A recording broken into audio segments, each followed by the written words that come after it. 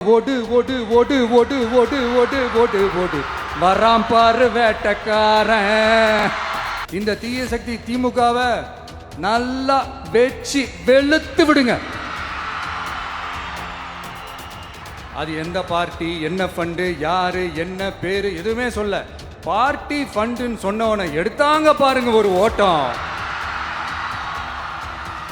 ஐயோ, இந்த விஜய் ஒவ்வொரு கதையா எடுத்து வெளியில விட்டுருவான் போலின்ட்டு திரும்புற பக்கம்லாம் கதறல் கதறல் கதறல். காதலிருந்து ரத்தம் வராத குறை. இன்னும் திரைப்படத்தை விட்டு வெளில வரல. ஓடு ஓடு ஓடுன்னு அதுக்கு வேற சைகை காட்டுறாரு. அதுக்கு எங்களுடைய முன்னாள் அமைச்சர் செந்தில் பாலாஜி மிக அழகாக பதில் சொல்லியிருக்கிறார். ஓடு ஓடு ஓடு என்ன, கரூர் சம்பவம் நடந்த அன்னைக்கு சம்பவம் முடிந்த பிறகு கரூரிலிருந்து சென்னைக்கு ஓடி வந்தது யார் என்று நாட்டுக்கே தெரியும். அந்த ஓடு ஓடு ஓடுக்கு அவர் தான் உதாரணம்னு சொல்லியிருக்கிறார். மிக அழகான பதில். அதே போல் கரூரில் நினைவு சின்னம் அமைப்புன்னு சொல்லியிருக்காரு. ஏற்கனவே மக்கள் மனதில் அந்த நினைவு சின்னம் இருக்குது. திருச்சி விமான நிலையத்தில் உங்களை போன்ற பத்திரிகையாளர்கள், ஊடகத்தை சேர்ந்தவர்கள் சார் சார் சார்னு கூப்பிடும்போது அந்த ஒரு வேக நடை போட்டார்.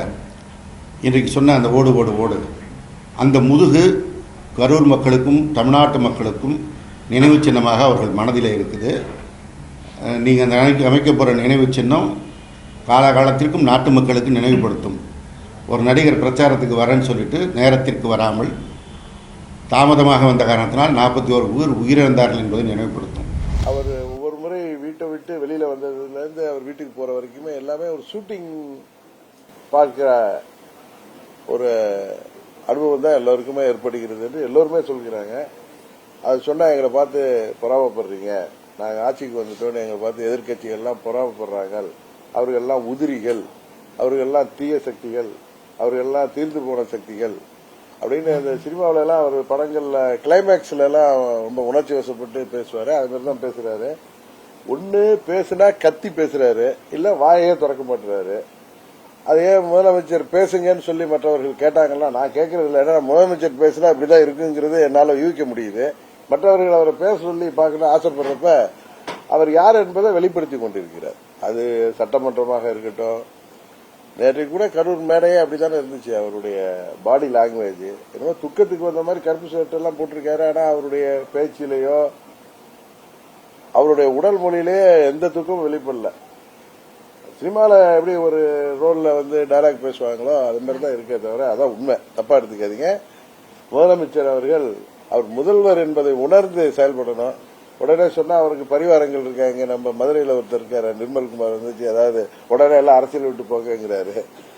அரசியலை விட்டு தமிழ்நாட்டு மக்கள் யாரை வெளியேற்ற வேண்டுமோ அவர்களை உறுதியாக வெளியேற்றுவார்கள். அதுபோல ஏதோ வாழ்வு வந்து விட்டதற்காக தான் அவருடைய அர்த்தராத்திரில் குடை குடிக்க வேண்டாம் என்று தான் அவங்களுக்கு சொல்கிறேன். அது எல்லாருக்கும் சேர்த்தே சொல்கிறேன். அவருடைய பேச்சு துணி அப்படிதான் இருக்கு. ஒரு அகம்பாவம், அகங்காரம் தான் தெரியுதே தவிர அதுல ஒரு தன்மையே இல்லை. ஒரு சிஎம்னா ஒரு டிப்ளமேட்டிக் இருக்கணும்.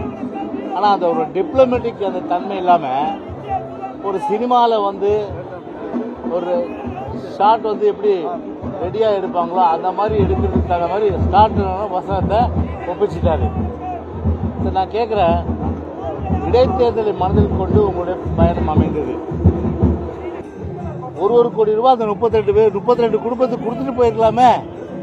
32 குடும்பத்துக்கு ஒரு கோடி ரூபாய் கொடுத்தாலே அதை வச்சு அவங்க வந்து பார்த்தா மாசம் பேங்க்ல போட்டு வண்டினா கூட ஏகப்பட்ட அளவுக்கு வந்து அவங்களுக்கு வந்து அவங்க பொருளாதார ரீதியாக வந்து முன்னுக்கு வர முடியும். அரசு வேலையை கொடுத்து படித்துக் கொண்டிருக்கின்ற டிஎன்பிசி படித்துக் கொண்டிருக்கின்ற இந்த வாய்ப்பை ஏன் நீங்க வந்து பறிக்கணும்? அதான் இப்ப இளைஞருடைய அந்த கேள்வி. அதாவது கிராமத்தில் சொல்லுவாங்க, குறுக்கீடாக கடைத்தேங்க எடுத்து வழிப்பிள்ளையார் கொடுத்த மாதிரி, கடைத்தேங்க எடுத்து வழிப்பிள்ளையார் கொடுத்த கதையா தான் அவருடைய கதை இருக்கு.